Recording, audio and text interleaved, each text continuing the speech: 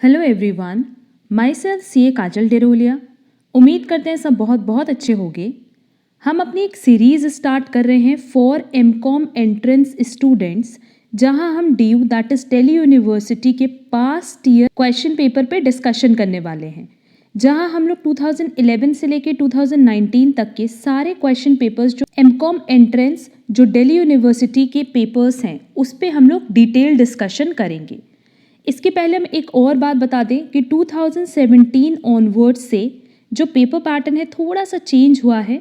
अब हमारे पास सिर्फ 100 क्वेश्चंस ही आते हैं, बट 2017 के पहले के जो पेपर हम लोग डिस्कस करेंगे दैट इज़ 2011 टू 2016, उसमें आप देखोगे कि 130 क्वेश्चंस हमारे MCOM एंट्रेंस में आया करते थे। तो वहाँ हम 130 क्वेश्चंस ही डिस्कस करेंगे क्योंकि हम पूरा क्वेश्चन पेपर ही डिस्कस कर रहे हैं। एंड 2017, 18, 19 ये 3 साल के जो पेपर होंगे उसमें हमारे 100 क्वेश्चंस हैं। एग्जाम पॉइंट ऑफ व्यू से बात करें तो 2021 में जो हमारा पेपर बनेगा उसमें 100 क्वेश्चंस होंगे MCOM एंट्रेंस क्वेश्चन पेपर में। इसके अलावा अगर पेपर पैटर्न आपको प्रॉपरली जानना है तो अगर आपको डिटेल्ड क्वेश्चन पेपर पे डिस्कशन चाहिए तो आप कमेंट बॉक्स में कमेंट करना, so that DU MCOM entrance question paper कैसे बनता है, किस सब्जेक्ट से कितने मार्क्स की कवरेज होती है एंड कहाँ से टॉपिक्स कवर होते हैं, उस पर हम एक डिटेल्ड वीडियो ड्राफ्ट कर देंगे। बट आज का जो हमारा डिस्कशन है वो है 2019 क्वेश्चन पेपर पे। बेसिकली हम 2019 से स्टार्ट करेंगे एंड 2011 पे एंड करेंगे। तो आज का हमारा ओवरऑल डिस्कशन होगा 2019 के क्वेश्चन पेपर पे। इसके अलावा एक और चीज़ की जो PDF है वो आपको डिस्क्रिप्शन बॉक्स में मिल जाएगी 2019 क्वेश्चन पेपर के, अब वहाँ से डाउनलोड कर लेना। एंड सेकेंड थिंग कि हमने ग्रुप बनाए हुए हैं MCOM एंट्रेंस प्रिपरेशन के लिए फॉर 2021। व्हाट्सएप ग्रुप भी है, टेलीग्राम ग्रुप भी है, आप कोई भी ग्रुप हमारा ज्वाइन कर सकते हो। बेसिकली क्वेश्चन पेपर में बहुत सारे ऐसे क्वेश्चंस हैं जिनका हम डिटेल डिस्कशन नहीं कर पाएंगे, तो उसका डिटेल आंसर अगर आपको चाहिए स्टेप टू स्टेप तो वो आपको हमारे ग्रुप से मिल जाएगा, वो आप हमारे ग्रुप से डाउनलोड कर सकते हो। एंड इसके अलावा हम ओवरऑल MCOM एंट्रेंस प्रिपरेशन की बात करें तो MCOM एंट्रेंस प्रिपरेशन 2021 के लिए ये जो ग्रुप बना है उसमें हम ये भी अपडेट करेंगे कि हम लोग कब एंट्रेंस एग्ज़ाम के लिए टेस्ट कंडक्ट करेंगे। अब वो टेस्ट दिल्ली यूनिवर्सिटी के लिए अलग होगा, BHU के लिए अलग होगा, Lucknow university, Allahabad university, Kolkata university, कोई भी यूनिवर्सिटी की आप बात करो तो सबके लिए टेस्ट पेपर अलग अलग कंडक्ट किया जाएगा। जो भी डेट डिसाइड होगी एंट्रेंस एग्ज़ाम के लिए उसके एक हफ्ते पहले अप्रॉक्स हमारा टेस्ट कंडक्ट होगा। तो अगर वो ग्रुप आप ज्वाइन करते हो तो वहाँ से आपको वो पूरी इन्फॉर्मेशन मिल जाएगी कि कब हमारा टेस्ट कंडक्ट होने वाला है। क्लियर?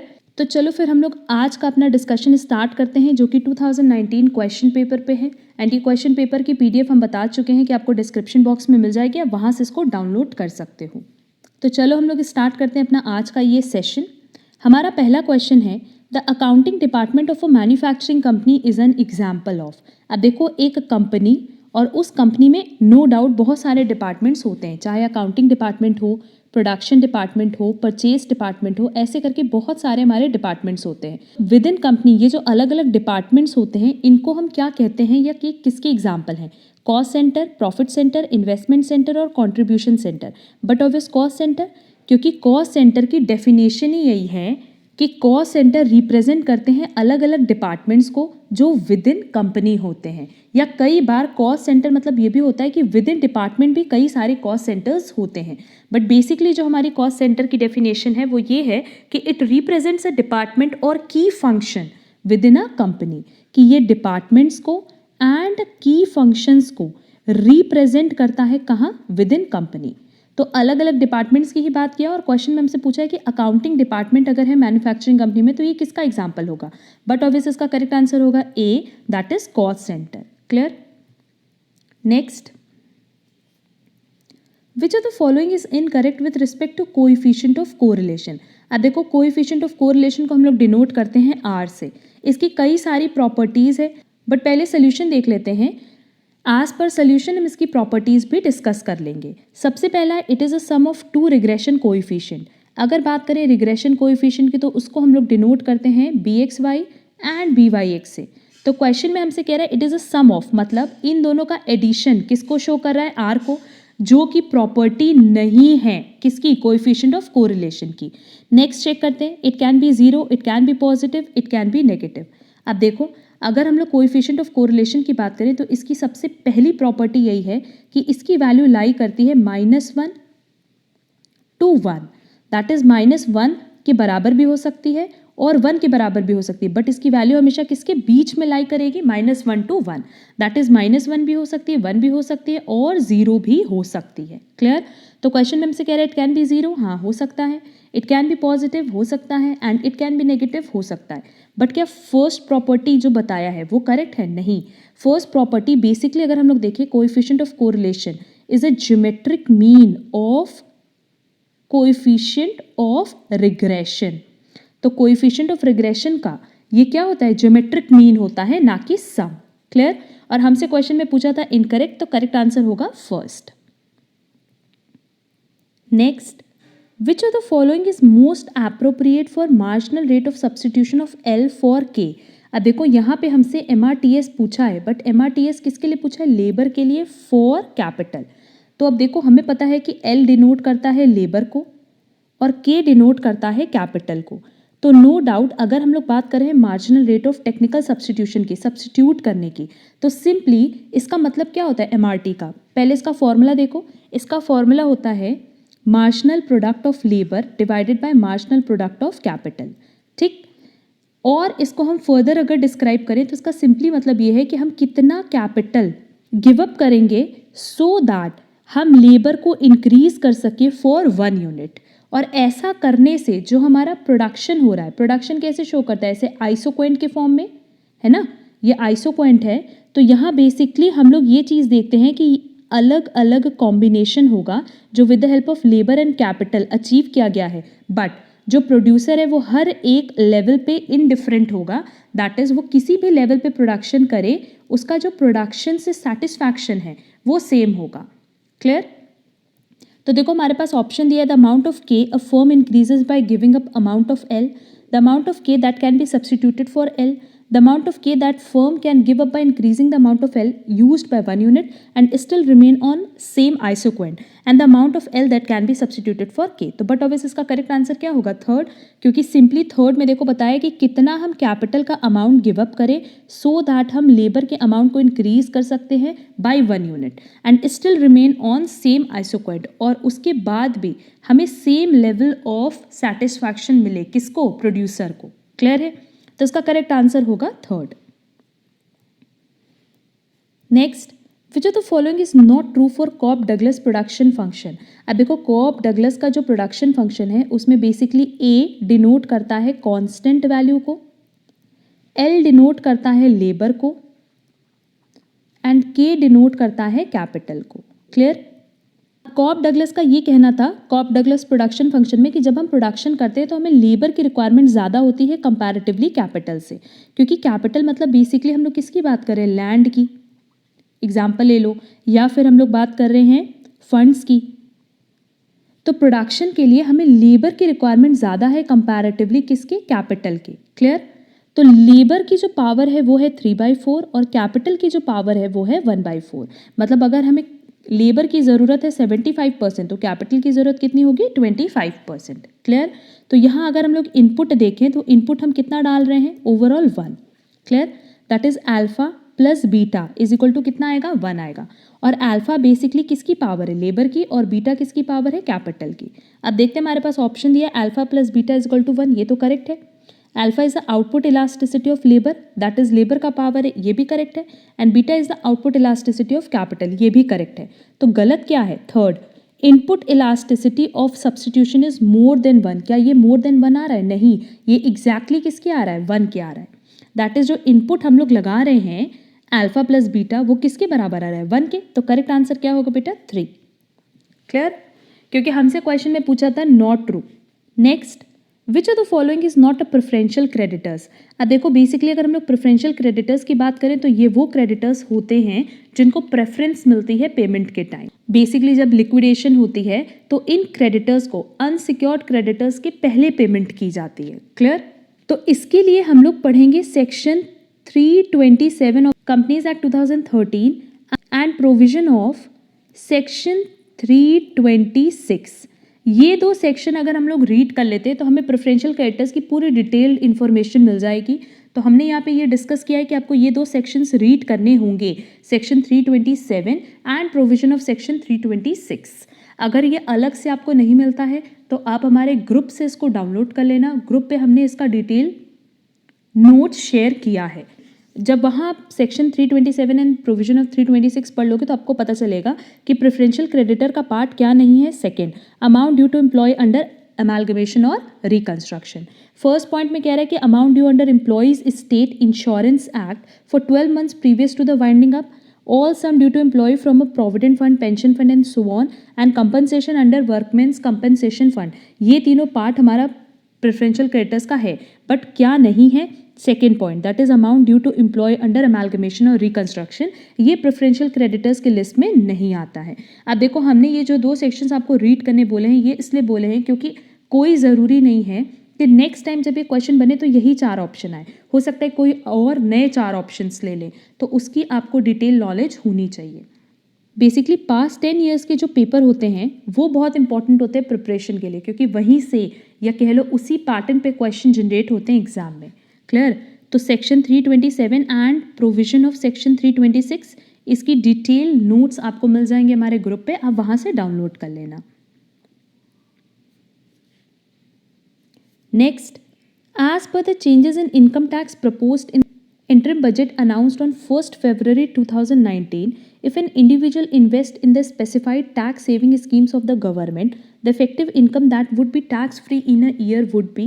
अब देखो, पहले से जो स्लैब है वो कितने का है? 5 लाख का है, तो ये तो हमारा टैक्स फ्री होना ही होना है।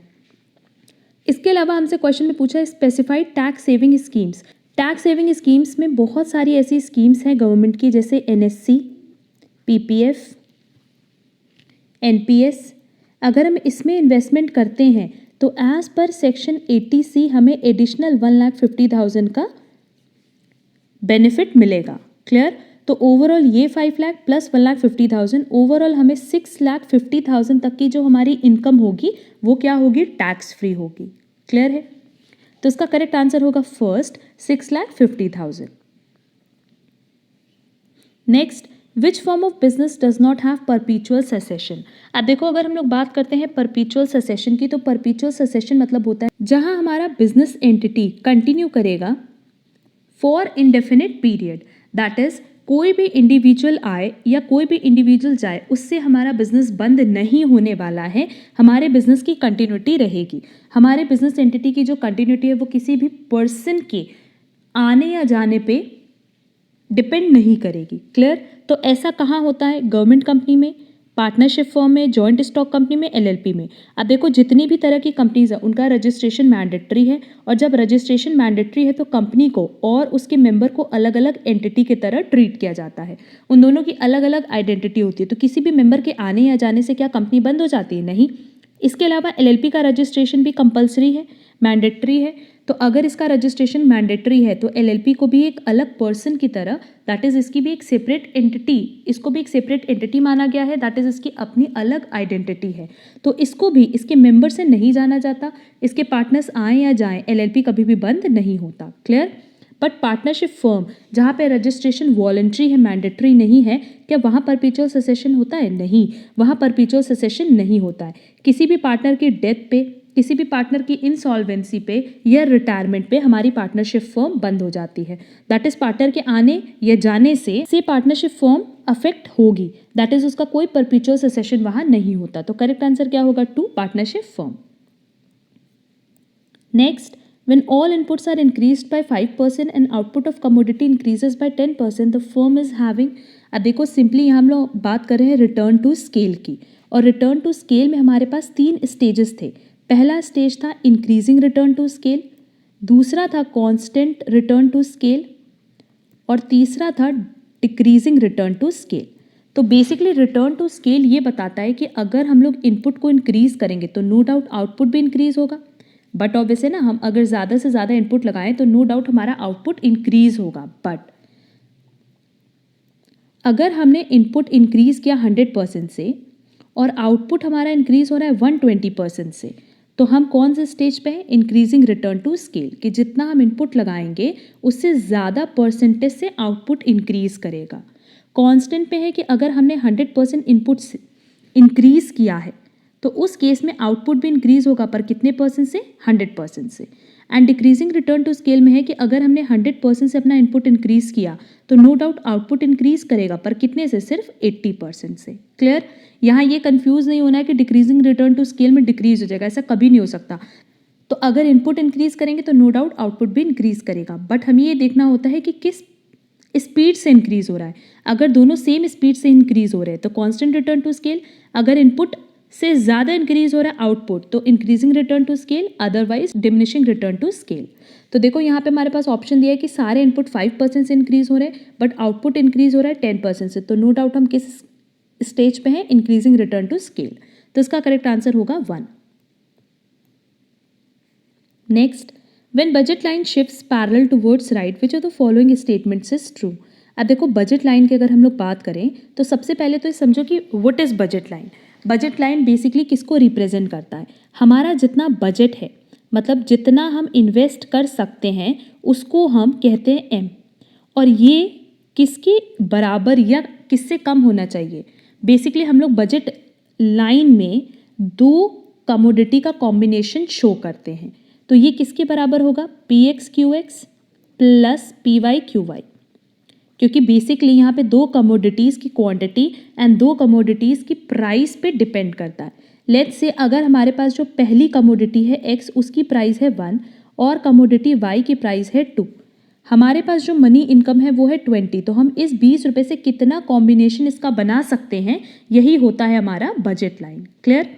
तो यहाँ क्वेश्चन में हमसे कह रहे हैं कि अगर बजट लाइन पैरेलली शिफ्ट हो रहा है राइट टुवर्ड्स राइट, तो नो डाउट इसका मतलब क्या है कि हम ज़्यादा अर्न कर रहे हैं, हम 20 रुपये से ज़्यादा अर्न करेंगे तो हम किधर शिफ्ट हो जाएंगे? राइट वर्ड में। बट क्या कमोडिटी की प्राइस फ्लक्चुएट होगी? नहीं होगी।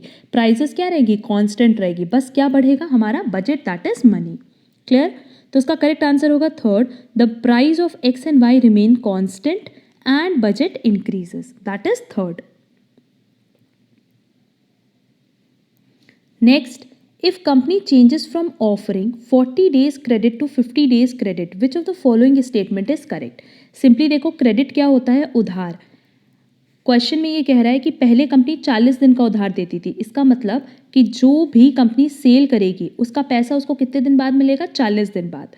बट बाद में उन्होंने अपना क्रेडिट पीरियड बढ़ा दिया और 50 डेज कर दिया, मतलब आज सेल करेंगे और उसका पैसा हमें कब मिलेगा? 50 दिन बाद। तो इसका मतलब आप क्या कर रहे हो? अपना कैश ब्लॉक कर रहे हो। क्लियर? तो इसका करेक्ट आंसर देखते हैं। Cash generated from financing activities will decrease, cash generated from operation will decrease, cash generated from operation will increase और there will be no affect on cash flow. तो simply देखो cash flow पे affect तो होगा, क्योंकि जो पैसा हमें 40 दिन बाद मिलना था वो पैसा अब हमें कब मिलेगा? 50 दिन बाद। क्लियर? एंड सेल बेसिकली हमारी किस तरह की एक्टिविटी है? ऑपरेटिंग एक्टिविटी, क्योंकि क्रेडिट, जो क्रेडिट हम लोग देते हैं ना, वो क्यों देते हैं? बेसिकली जब हम लोग क्रेडिट पे सेल करते हैं तो वहाँ पे ही क्रेडिट की बात आती है, तो वो किससे रिलेटेड है? ऑपरेटिंग एक्टिविटी से। तो नो डाउट जो पैसा हमें 40 दिन बाद मिलना था अब वो कब मिलेगा? 50 दिन बाद। तो हमने कहीं ना कहीं अपनी ऑपरेटिंग एक्टिविटीज़ से, या कह लो जो ऑपरेशन है उससे जो कैश जनरेट होने वाला है उसको क्या किया? डिक्रीज किया है, क्योंकि जो पैसा 40 दिन बाद आने वाला था अब वो कब आएगा? 50 दिन बाद। तो करेक्ट आंसर क्या होगा? Second, cash generated from operation will decrease, कि इस ऑपरेशन से जो कैश जनरेट होना है वो क्या होगा? डिक्रीज होगा। क्लियर? तो करेक्ट आंसर होगा 2। Next, raw materials are assigned to a job when materials are purchased, materials are issued by the material store room, materials are received from the vendor और job is sold. Simply ये कह रहा है कि raw material किसी particular job में हम कब असाइन करते हैं? सिंपली तब जब मटेरियल स्टोर रूम से हमें मटेरियल इशू किया जाएगा। दैट इज करेक्ट आंसर होगा 2। Next, examine the 2 statements and choose the best option. First statement is higher real wealth stimulates consumer spending and decreases the quantity of goods and services demand. देखो simply first statement कह रहा है कि अगर हमारा real wealth ज़्यादा होगा तो वो कंज्यूमर की स्पेंडिंग को इंक्रीज करेगा and decreases the quantity of goods and services demanded. अगर कंज्यूमर स्पेंडिंग बढ़ेगी, मतलब अगर कंज्यूमर्स ज़्यादा खर्च कर सकते हैं, तो नो डाउट उस केस में क्या होगा कि वो गुड्स एंड सर्विसेज की डिमांड इंक्रीज करेंगे, ना कि decrease. Clear? And second point है the lower interest rate stimulates the investment spending, कि अगर इंटरेस्ट रेट कम है तो उस केस में लोग क्या करेंगे, पैसे को ज़्यादा से ज़्यादा इन्वेस्ट करेंगे, क्योंकि सेविंग करने का कोई फ़ायदा नहीं है। रीज़न बीइंग कि उस सेविंग पे हमें इंटरेस्ट कम मिल रहा है। तो stimulates the investment spending and thus increases the quantity of goods and services demanded. तो नो डाउट वो क्या करेंगे, अपनी इन्वेस्टमेंट ज़्यादा से ज़्यादा खर्च करेंगे। अगर वो इन्वेस्टमेंट खर्च कर रहे हैं तो नो डाउट उनकी गुड्स एंड सर्विसेज की जो डिमांड है वो बढ़ेगी। तो मतलब स्टेटमेंट 2 तो करेक्ट है, बट क्या स्टेटमेंट 1 करेक्ट है? नहीं। स्टेटमेंट 1 में कह रहा है कि अगर कंज्यूमर स्पेंडिंग बढ़ेगी तो quantity of goods and services की डिमांड घट जाएगी, बल्कि यहाँ पे डिक्रीजेस की जगह इंक्रीजेस होना चाहिए था। क्लियर? तो करेक्ट आंसर क्या होगा? Only statement 2 is correct, that is first. Next, find dy by dx if x divided by x minus y is equal to log bracket a divided by x minus y। अब देखो basically यहाँ पे हम लोगों को differentiation करना है, and differentiation का हमें पूरा फॉर्मूला पता होना चाहिए। तो इसका हम सिर्फ एक हिंट दे रहे हैं कि अगर हम बोथ साइड डिफ्रेंशिएट कर दें तो इसका डिफ्रेंसिएशन करेंगे तो कौन सा फॉर्मूला अप्लाई होगा बेटा? डिवीजन का। एंड यहाँ पे इसको आप यू अज्यूम कर लेना, एंड आफ्टर दैट इस साइड को भी आप डिफ्रेंशिएट करना। क्लियर? तो सेम यहाँ पे भी किसका फॉर्मूला लग जाएगा? हमारा डिवीजन रूल।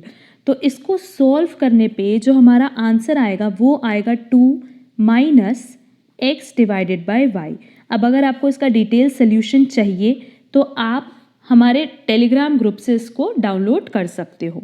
इसका करेक्ट आंसर होगा 4 2 माइनस एक्स बाई वाई। हम यहाँ ये अज्यूम करें कि डिफ्रेंसिएशन सारे स्टूडेंट्स को आता है, बट इफ़ इन केस आपको इस क्वेश्चन में प्रॉब्लम हो तो आप कमेंट बॉक्स में कमेंट करना, सो दैट जितने भी क्वेश्चन डिफ्रेंसिएशन से रिलेटेड हैं हम उन पर एक अलग से क्लास ड्राफ्ट कर देंगे। अदरवाइज आपके पास ये भी ऑप्शन है कि आप टेलीग्राम चैनल से इसका आंसर डाउनलोड कर सकते हो। Clear?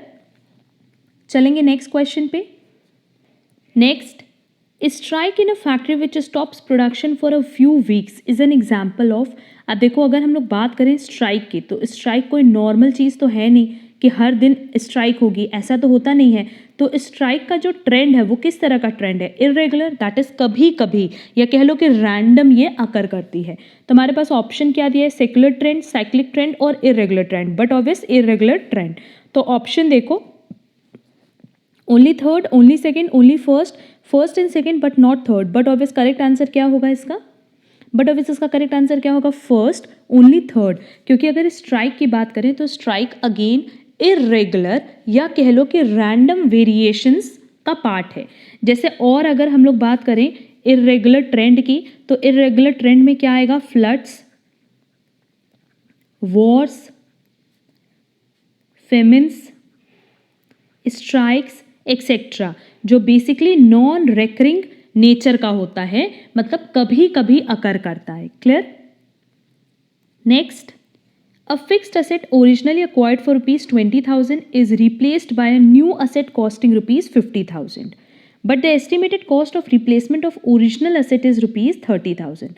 Hence the capital charge equals, देखो आपने एक asset खरीदा था और जब खरीदा था तब वो कितने का था? 20,000 का। अब इस फिक्स्ड asset की जगह हमें एक नया asset खरीदना है और उसकी कॉस्ट कितनी है? 50,000 है।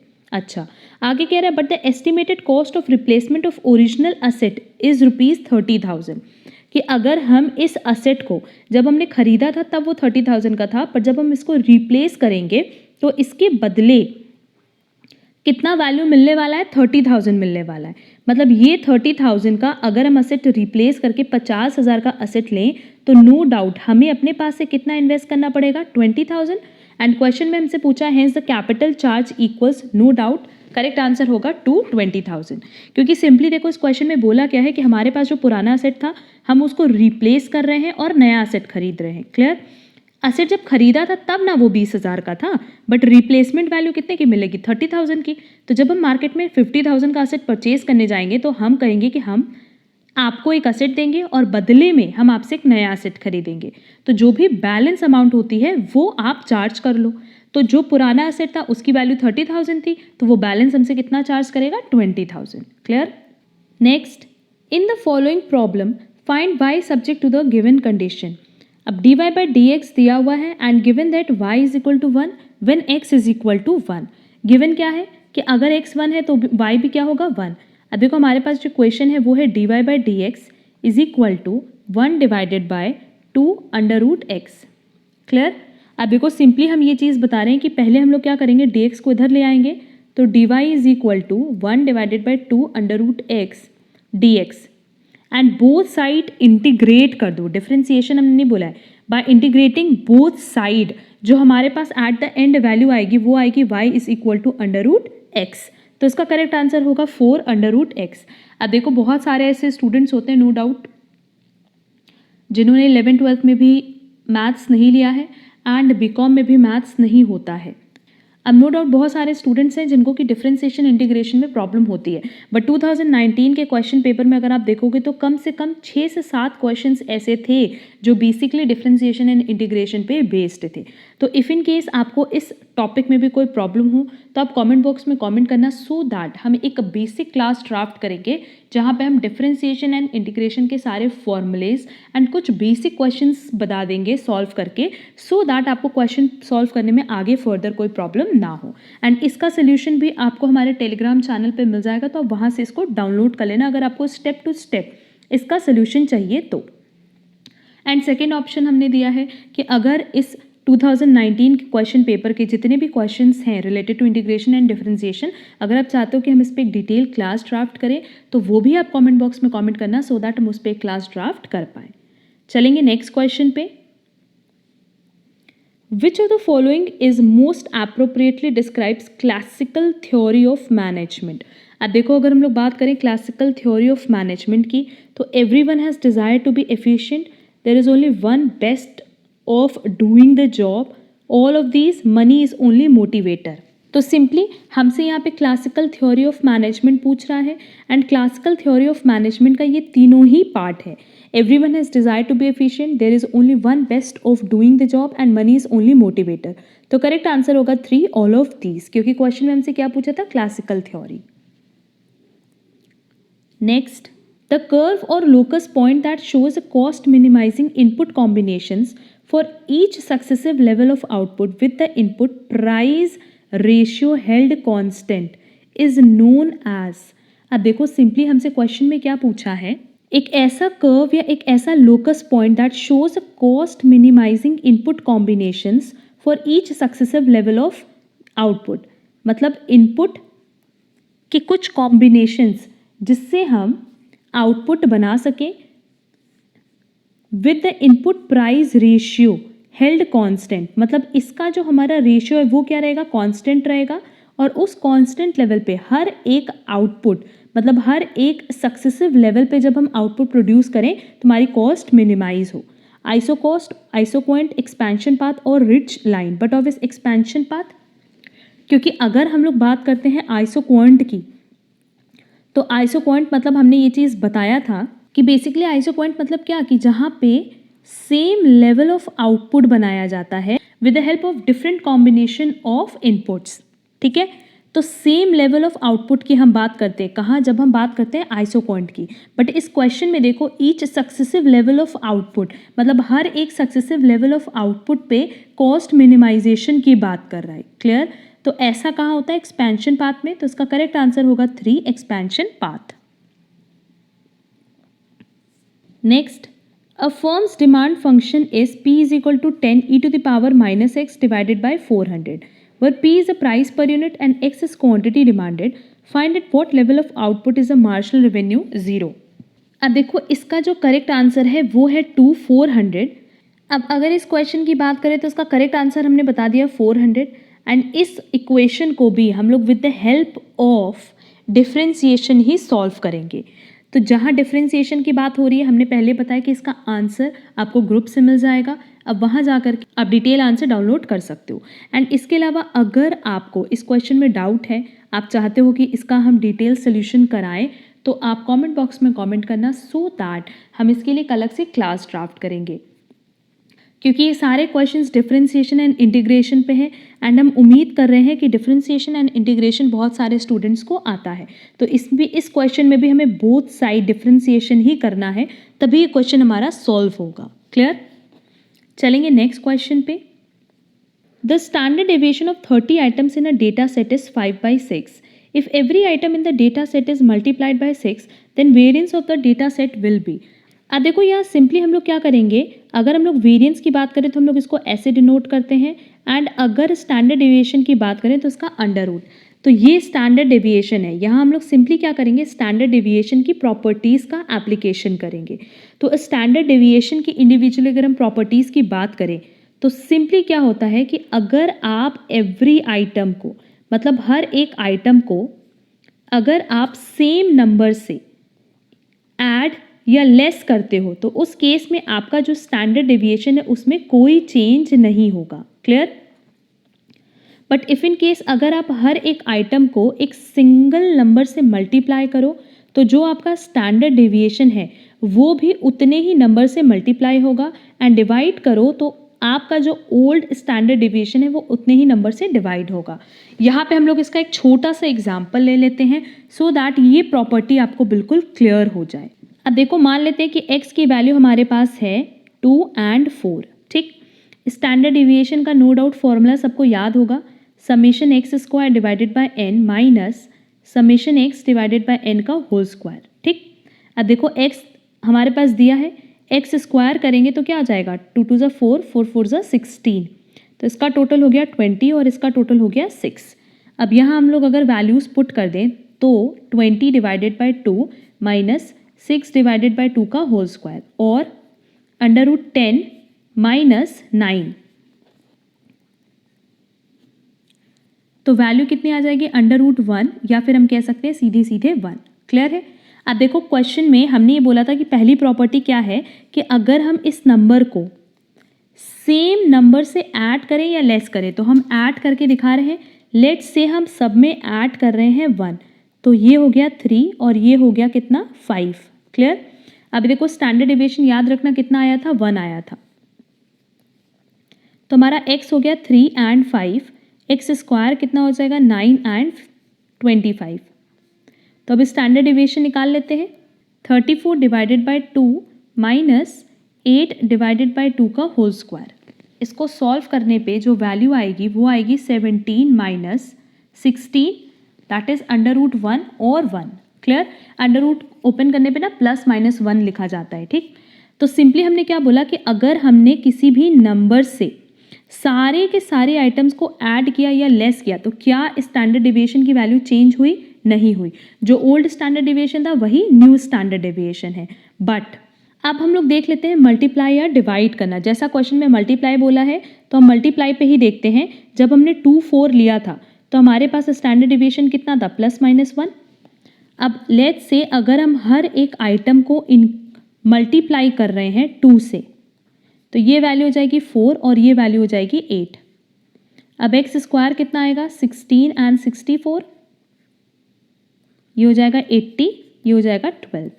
अब स्टैंडर्ड डेविएशन जब हम लोग निकालेंगे 80 divided by 2 minus 12 divided by 2 का होल स्क्वायर, इसको सॉल्व करके देखो, 40 माइनस 36 √4 और कितनी वैल्यू आ जाएगी, 2 आई कि नहीं। तो सिंपली हमने क्या किया कि जो ओल्ड स्टैंडर्ड डेविएशन था, अगर ये इतना लंबा प्रोसेस ना करके हम लोग सिंपली क्या करते कि जिस नंबर से आपने हर आइटम को मल्टीप्लाई किया है उसी नंबर से अगर आप अपने ओल्ड स्टैंडर्ड डेविएशन को मल्टीप्लाई कर दो तो हमारा न्यू स्टैंडर्ड डेविएशन आ जाता। क्लियर? यही रूल अप्लाई होगा मल्टी डिवीजन में भी। क्लियर है? तो चलो हम लोग देखते हैं अपना ये क्वेश्चन। तो सिंपली अब देखो यहाँ पे क्या हो जाएगा कि 30 आइटम्स, ये क्या है, n है। स्टैंडर्ड डेविएशन कितना दिया है, old standard deviation is 5/6। If every item in the data set is multiplied by 6 then the variance of the data set will be. Simply हम लोग क्या करेंगे, इस ओल्ड स्टैंडर्ड डेविएशन को 6 से मल्टीप्लाई कर दें तो हमारे पास स्टैंडर्ड डेविएशन कितना आ गया, न्यू स्टैंडर्ड डेविएशन 5। और क्या हमसे क्वेश्चन में स्टैंडर्ड डेविएशन पूछा है, नहीं, हमसे क्वेश्चन में वेरिएंस पूछा है। तो सिंपली इसका स्क्वायर दैट इज 25। तो करेक्ट आंसर क्या होगा, 425। Next, the demand D of a passenger automobiles is given by this, where I is the income and P is the price per car. Find the income elasticity of demand. देखो, अगर income elasticity पूछा है तो simply I पे जो तुम्हारा power है वही तो इलास्टिसिटी ऑफ डिमांड होगा ना। तो देखो, हमारे पास ऑप्शन में दिया है 1.1, सीधे सीधे करेक्ट आंसर क्या हो जाएगा, थर्ड 1.1, क्योंकि हमसे इनकम इलास्टिसिटी ऑफ डिमांड पूछा इस इक्वेशन की हेल्प से। अगर हमसे प्राइस इलास्टिसिटी ऑफ डिमांड पूछता तब आंसर क्या होता, 0.7। क्लियर? तो उसका करेक्ट आंसर होगा 3, 1.1। Next, decision tree is developed by. अब देखो, अगर हम लोग बात करते हैं डिसीजन ट्री की तो सिंपली डिसीजन ट्री क्या है, एक ऐसा डिसीजन सपोर्ट टूल जिसको हम लोग बेसिकली यूज करते हैं, एंड ये एक tree like model of decisions होता है एंड देयर पॉसिबल कंसिक्वेंसेस। मतलब डिसीजन ट्री इस तरीके से बनता है ना, उसमें और कई सारे डिसीजंस आते हैं, है ना। तो सिंपली डिसीजन ट्री क्या है, एक decision support tool that uses a tree like model of decisions and their possible consequences, कि क्या क्या हमारे पास डिसीजंस हैं और क्या क्या उनके पॉसिबल कॉन्सिक्वेंसेस हैं। तो ये किसने डेवलप किया है, second, Vroom and Yetton. Clear? And ये भी याद रखना कि इन्होंने अपनी एक बुक में डिसीजन ट्री के बारे में डिस्कस किया था और उस बुक का नाम था लीडरशिप एंड डिसीजन मेकिंग, और ये बुक उन्होंने दी थी 1973 में। अब ये हम क्यों लर्न करा रहे हैं, सिंपली क्वेश्चन में पूछा नहीं है बट पूछ सकता है, इसलिए याद रखना कि व्रूम एंड येटन ने अपनी book leadership and decision making, जो कि उन्होंने 1973 में आउट की थी, उसमें ये कॉन्सेप्ट उन्होंने डेवलप किया था डिसीजन ट्री का। चलेंगे नेक्स्ट क्वेश्चन पे। For the assessment year 1920, the income tax rate for a domestic company having total turnover up to ₹250 in the previous year is. देखो, अब अगर हम लोग बात करें बेटा डोमेस्टिक कंपनी की, तो डोमेस्टिक कंपनी पे तो सीधे सीधे जो रेट लगता है वो क्या लगता है, 30%, है ना। बट अगर उनका पिछले साल टर्न ओवर 250 करोड़ से ज़्यादा नहीं है तो उस केस में उन पे कितना रेट अप्लाई होगा, ओनली 25%। तो करेक्ट आंसर होगा first 25%। Next, a theory of exchange rate whereby a unit of any given currency should be able to buy the same quantity of goods in all countries is called as, but obviously इसका correct answer होगा purchasing power parity theory, that is first. क्योंकि जहां हम लोग बात करें exchange rate की, whereby a unit of any given currency should be able to buy the same quantity of goods in all countries, इस पूरे प्रोसेस को हम क्या कहते हैं, purchasing power parity theory. Basically इस थ्योरी की अगर हम बात करें तो इसमें हम लोग बात करते हैं रेट ऑफ एक्सचेंज की, जो कि होगा बिटवीन टू कंट्रीज, और वो किस पे डिपेंड होगा, उनकी करेंसीज पे। क्लियर? जैसे इफ इन केस मान लो हमारे इंडिया में कोई चीज़ मिल रही है ₹70 की और बाहर वो मिल रही है $1 की, तो $1 इज इक्वल टू कितना हो जाएगा, 70 रुपीज़। क्लियर है? और इस पूरे कॉन्सेप्ट को हम लोग क्या कह रहे हैं, परचेसिंग पावर पैरिटी थ्योरी। एक और चीज़ याद रखना कि ये थ्योरी जिन्होंने दी है, दैट इज प्रोपाउंड की है, उनका नाम है प्रोफेसर गुस्तव कैसल ऑफ स्वीडन। ये सब लर्न करना है, इसीलिए हम साथ ही साथ लर्न करा रहे हैं। Next, John Kotter is mainly known for change management, that is third. अब अगर हम लोग जॉन कोटर की बात करें तो इन्होंने बेसिकली 8 स्टेप प्रोसेस डिस्कस किया था फॉर लीडिंग चेंज। क्लियर? अब उसकी एक डिटेल स्टडी आप लोग ज़रूर कर लेना, और उसका नोट्स अगर आपको चाहिए तो आप हमारे टेलीग्राम चैनल से डाउनलोड कर लेना। तो उसका करेक्ट आंसर है 3, change management. Next, the setting of standards is. अब स्टैंडर्ड सेट करना किसका काम है, नो डाउट मैनेजमेंट का काम है, तो करेक्ट आंसर क्या होगा, 4, management decisions. Next, in what case would the Poisson distribution be a good approximation of the binomial distribution? अब देखो, सिंपली ये चीज़ याद रखना कि ऐसा कब होगा, जब बायनॉमियल डिस्ट्रीब्यूशन की अगर हम बात करें, उसमें बेसिकली दो हमारे पास वैल्यूज़ कंसिडर करनी होती है एन एंड पी। अगर एन की वैल्यू बहुत ज़्यादा है एंड पी की वैल्यू बहुत स्मॉल है, दैट इज़ वेरी स्मॉल, तो उस केस में binomial distribution can be approximated by a Poisson distribution. Clear? अब यहाँ पे और दो हमें कंडीशंस ध्यान रखनी है, दैट इज़ कुछ फॉलोइंग कंडीशंस हैं जिनको आपको ध्यान में रखना है कि n ग्रेटर होगा 20 से तो उसको हम लार्ज मानेंगे एंड एन पी स्मॉल होगा 5 से तो उस केस में हम p की वैल्यू को वेरी स्मॉल मानेंगे। क्लियर है?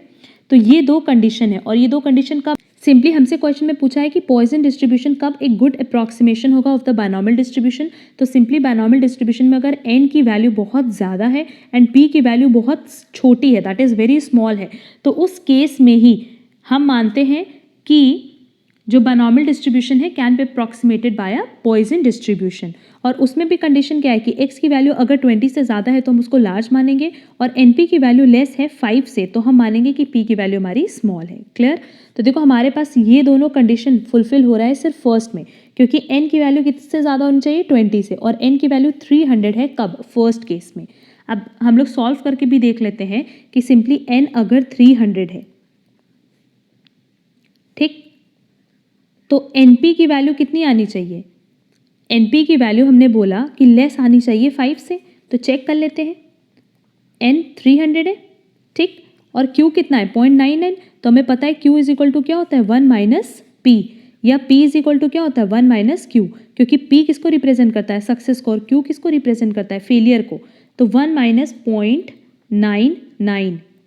इसको सॉल्व करने पे जो वैल्यू आएगी वो आएगी 300 मल्टीप्लाई 0.01 और इसका करेक्ट आंसर होगा 3। तो देखो n की वैल्यू किससे ज़्यादा है 20 से ज़्यादा है और np की वैल्यू किससे कम है 5 से कम है, तो सिंपली ये दोनों कंडीशन कंप्लाई हो रही है एंड जब दोनों कंडीशन कंप्लाई हो रही है तो उस केस में Poisson distribution be a good approximation of the binomial distribution. इसकी दोनों ही कंडीशन कंप्लाई की जा रही है, तो करेक्ट आंसर होगा 1, n is equal to 300 and q is equal to 0.99। Next, a production manager in a manufacturing company would most likely receive dispatch department overhead report, income statement, sales report, scrap report। क्योंकि production manager है ना, तो production manager को कौन सी report मिलेगी? Scrap report. Clear? देखो simply scrap report से उनको ये पता चल पाएगा कि कितना स्क्रैप मतलब बेसिकली कचरा या कूड़ा कह लो जो इनपुट का लॉस होता है। मतलब अगर हमने 100 यूनिट्स इनपुट लगाई तो उसमें से 10 यूनिट्स का लॉस हुआ, तो ये 10 यूनिट्स क्या है? स्क्रैप है। तो अगर स्क्रैप रिपोर्ट मिलती रहेगी टाइम टू टाइम तो वो ये ट्रैक कर पाएंगे कि कितना स्क्रैप क्रिएट हो रहा है पूरे मैन्युफैक्चरिंग प्रोसेस में। तो इसका करेक्ट आंसर होगा 4, scrap report.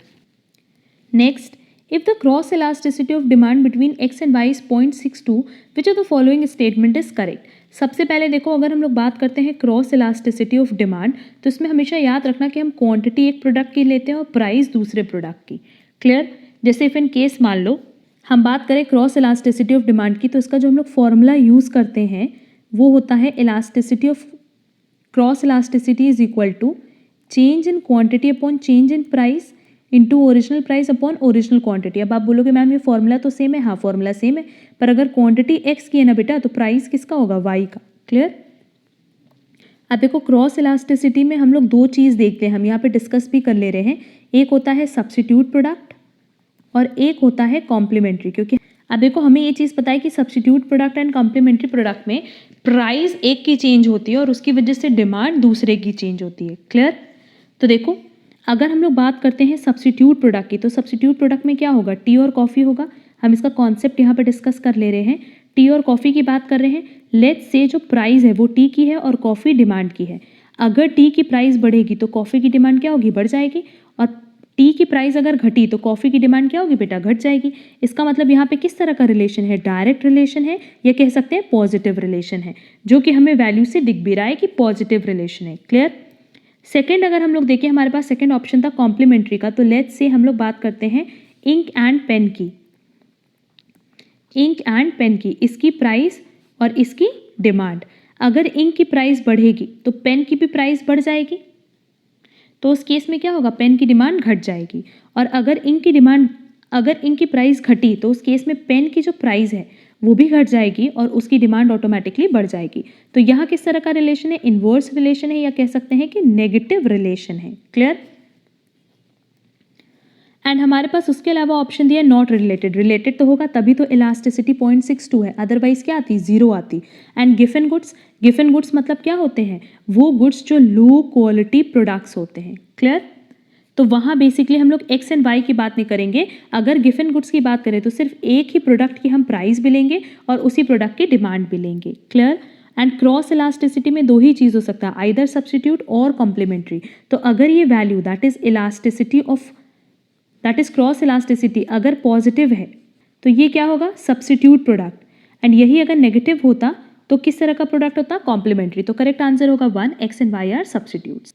Next, the grouping of activities at the top of organisational structure around 2 और more activities is, but obvious अगर 2 और मोर एक्टिविटीज की बात करें तो करेक्ट आंसर होगा 2, hybrid super structure.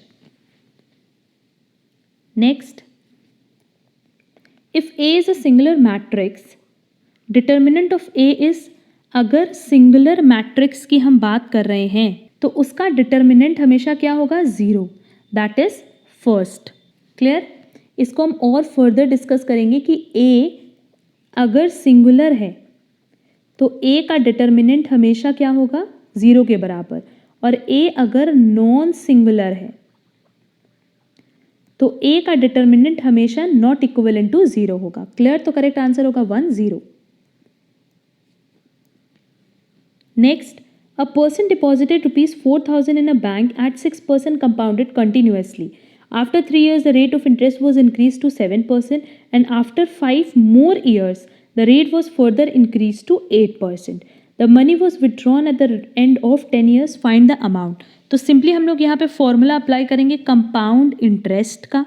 And compound interest में क्योंकि देखो पहले हमारे पास ऑप्शन दिया है 6% का, देन 7% का, देन 8% का, तो हमारे पास जो अमाउंट आएगी वो कितनी होगी, P1 plus R1 divided by 100 N1, 1 plus R2 divided by 100 N2 and 1 plus R3 divided by 100 N3। क्योंकि सिंपली यहाँ पे कंपाउंडेड कॉन्टिन्यूसली है तो हम लोग कंपाउंड इंटरेस्ट का फॉर्मूला अप्लाई कर रहे हैं। अब देखो हमारे पास प्रिंसिपल कितना है, 4,000। फर्स्ट रेट हमारे पास 6% है, सेकेंड रेट हमारे पास 7% है और थर्ड रेट हमारे पास 8% है। 6% रेट से कितने साल तक हमें कंपाउंड करना है, 3 इयर्स तक, 7% से 5 इयर्स तक, एंड 8% से फर्दर कितना करेंगे, 2 इयर्स तक, क्योंकि eight the end of 10 years हमने क्या किया, पैसा विड्रॉ कर लिया। तो देखो 3 + 5 ये कितना हो गया, 8, तो लास्ट में हमारे पास कितने ईयर्स बचे, 2 इयर्स। बस आप इसको सॉल्व करना और इसको सॉल्व करने पे जो हमारा आंसर आएगा वो आएगा अप्रॉक्सीमेटली 7974.8। क्लियर। कैलकुलेटर से आप इजीली इसको सॉल्व कर सकते हो, तो आप इसको सॉल्व कर लेना कैलकुलेटर की हेल्प से। एंड अगर यहाँ पे भी प्रॉब्लम हो, अगर इसके सोल्यूशन में कोई भी प्रॉब्लम हो तो आप कमेंट बॉक्स में कमेंट करके ज़रूर पूछना, हम व्हाट्सएप पे वॉइस नोट के थ्रू इसको क्लियर कर देंगे।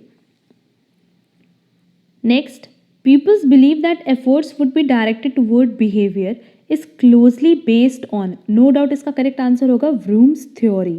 अगर Vroom's expectancy theory की बात करें तो इसमें हम यही एज्यूम करते हैं कि जो हमारा बिहेवियर है, मतलब जो लोगों का बिहेवियर है वो किस पे डिपेंड करता है, उनके कॉन्शियस चॉइसेस पे अमंग ऑल्टरनेटिव्स। बहुत सारे ऑल्टरनेटिव्स हमारे पास देखो अवेलेबल होते हैं, उनमें से हमने क्या चॉइस किया है उस पे हमारा बिहेवियर बेस्ड होता है। Whose purpose is to maximise pleasure and minimise pain. मतलब देखो हमारे पास जितने भी ऑल्टरनेटिव ऑप्शंस अवेलेबल होते हैं उनमें से हम कोई भी चॉइस करते हैं तो वो चॉइस हम क्या सोच करके करते हैं, हम कोई भी ऑल्टरनेटिव चूज़ करते हैं, जैसे A B C हमारे पास 3 ऑल्टरनेटिव हैं, हम B चूज़ करेंगे तो हमारा मोटिव क्या होगा, हमारा माइंडसेट होगा कि इससे हमें ज़्यादा से ज़्यादा प्लेजर मिलेगा और कम से कम पेन मिलेगा। एंड इस चॉइस पे ही हमारा बिहेवियर बेस्ड होता है। अगर ये चॉइस अच्छी है तो हमारा बिहेवियर पॉजिटिव होगा, अगर ये चॉइस हमारी गलत निकली तो हमारा बिहेवियर नेगेटिव होगा। एंड ये कहाँ दिया है, व्रूम्स थ्योरी में, दैट इज इसका करेक्ट आंसर होगा first. Next, a manager faces price elasticity of demand for a product X equals to -0.5. Now manager wishes to increase sales of product X by 15%. By what percentage the price is to be lower to achieve this objective. अब देखो हम सबको पता है कि demand और price में किस तरह का रिलेशन है, नेगेटिव रिलेशन है. ठीक, तो डायरेक्ट हम लोग यहाँ पे कौन सा फॉर्मूला अप्लाई करेंगे, इलास्टिसिटी ऑफ डिमांड का, जो कि क्या है, percentage change in quantity demanded divided by percentage change in price. Clear. तो हमारे पास elasticity of demand already given है 0.5 and percentage change in quantity demanded given है 15%. सिंपली हमसे क्या कह रहे हैं कि अगर हम क्वांटिटी डिमांडेड को इंक्रीज करें 15% से तो प्राइस को कितने से घटाएंगे. तो सीधे प्राइस का परसेंटेज चेंज इन प्राइस इसको एज इट इज़ रहने दें. ठीक, इसको यहाँ ले जाओ और -0.5 को नीचे ले आओ. तो हमारे पास क्या बचा, percentage change in price is equal to 15 divided by -0.5 और इसको सॉल्व करके जो हमारे पास आंसर आएगा वो आएगा -30%. मतलब अगर हमें सेल्स को दैट इज़ डिमांड को 15% से बढ़ाना है तो हमें अपने प्राइस को 30% से डिक्रीज करना होगा. तो करेक्ट आंसर क्या होगा, 4 - 30%.